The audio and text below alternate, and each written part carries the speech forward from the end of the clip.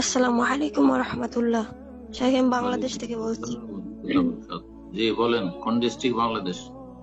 বাংলাদেশ বরিশাল। বলেন। যে এক এক আপুর পক্ষ থেকে আমি প্রশ্নটা করছি, ওনার মানে প্রশ্ন করার মতো কোনো ইয়া নাই, কোনো ওয়ে নাই।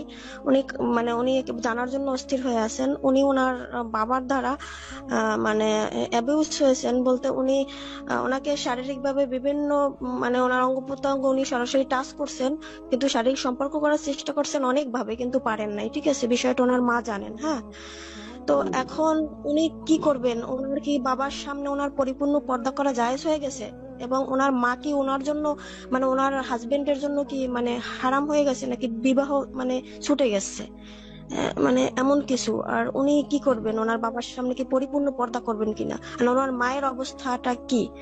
এইটা। আর ওনার মা অতটা প্রতিবাদও করে নাই সংসার ভাঙার জন্য। হ্যাঁ, মানে সংসার যদি ভেঙে যায় এই কারণে অতটা প্রতিবাদ করতে পারেন নাই।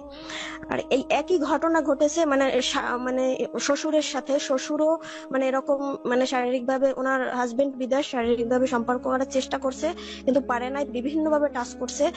মানে অনেক জোরাজুরি বিভিন্ন অনেক কিছু হয়েছে কিন্তু পারে নাই, শারীরিক সম্পর্কটাই শুধু করতে পারে নাই। কোন শ্বশুর কি ওনার শাশুড়ির জন্য হারাম হয়ে গেছে কিনা, এবং ওনার স্বামী এখনো ওনার স্বামী আছে কিনা, মানে এটা কি ওনার বিবাহ ভেঙে গেছে কিনা, এই একই মানে একই মহিলার ঘটনা না অন্য মহিলার ঘটনা না, বলেন এটা হচ্ছে দ্বিতীয়টা? আরেকটা আপুর দুইটা পরিচিত আপু।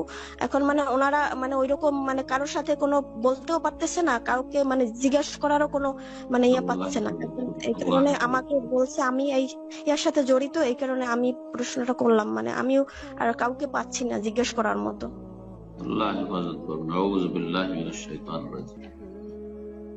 এসব অসৎ মানুষ, পাশবিক চরিত্রের মানুষ, এগুলি এই পশুগুলোকে আল্লাহ হেদায়েত দান করুন।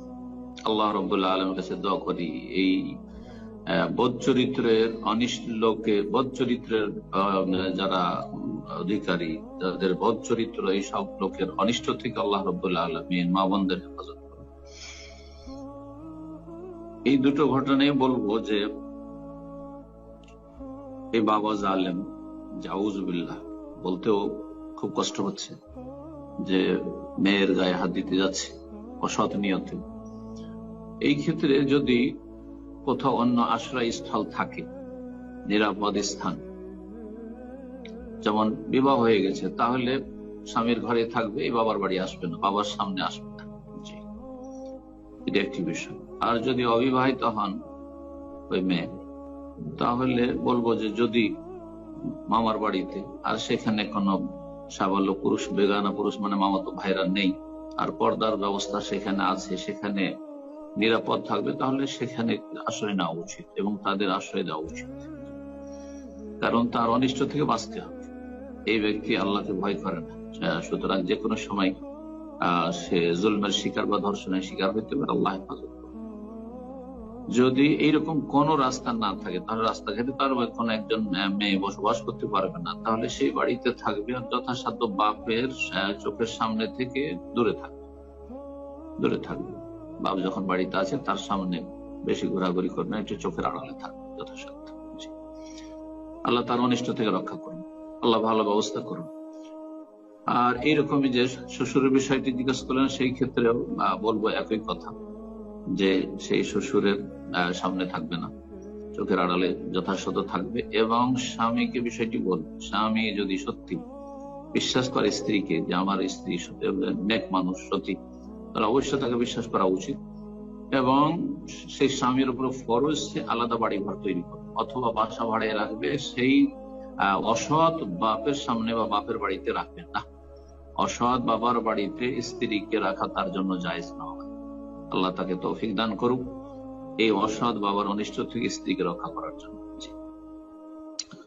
বিবাহের ক্ষেত্রে যে তার স্ত্রী, অর্থাৎ এই যে মেয়েরা রয়েছে, তাদের মা কি তার বাবার জন্য, বা এই যে শাশুড়ি, শাশুড়ি কি শ্বশুরের জন্য হারাম হয়েছে, এটি হানাফি মাযহাবের ফতোয়া যে এরকমটা যদি হয়, তাহলে তাদের ভাষায় বলা হয়েছে তাদের ফিকহ হুরমাত মুসাহারা, বৈবাহিক সম্পর্কে যে হারাম হয় সেটা এইরকম হয়ে যাবে তাদের মাযহাবে। কিন্তু কোরআন এবং হাদিস তা প্রমাণ করে না।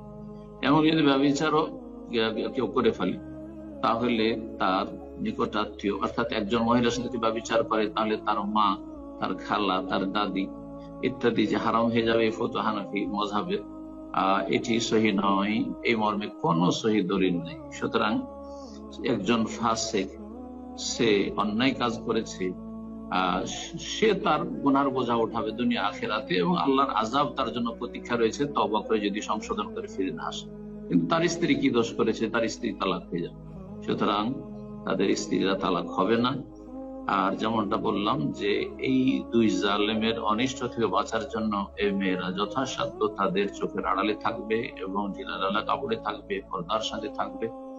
আল্লাহ রাব্বুল আলামিন হেফাজত করবে। জি।